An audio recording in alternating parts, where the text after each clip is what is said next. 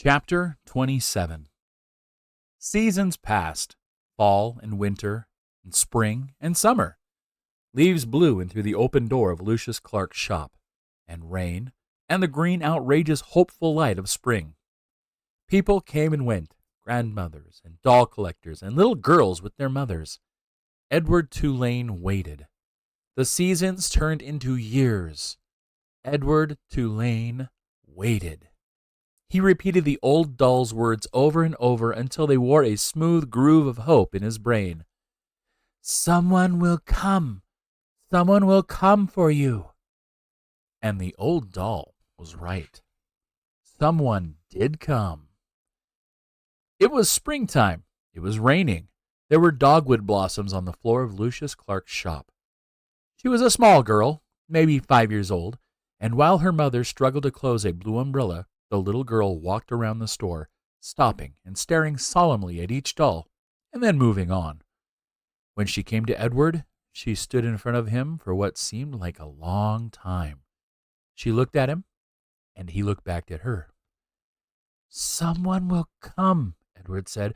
"Someone will come for me."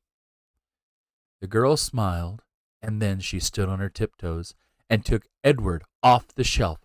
She cradled him in her arms. She held him in the same ferocious, tender way Sarah Ruth had held him. "Oh," thought Edward, "I remember this." "Madam," said Lucius Clark, "could you please attend to your daughter? She is holding a very fragile, very precious, quite expensive doll." "Maggie," said the woman. She looked up from the still open umbrella. "What have you got?" "A rabbit," said Maggie. "A what?" "A rabbit," said Maggie again. "I want him." "Remember, we're not buying anything today. We're looking only," said the woman. "Madam," said Lucius Clark, "please." The woman came and stood over Maggie. She looked down at Edward. The rabbit felt dizzy. He wondered, for a minute, if his head had cracked open again, if he was dreaming. "Look, Mama," said Maggie. "Look at him." "I see him," said the woman. She dropped the umbrella. She put her hand on the locket that hung around her neck. And Edward saw then that it was not a locket at all. It was a watch. A pocket watch. It was his watch. "Edward?" said Abilene.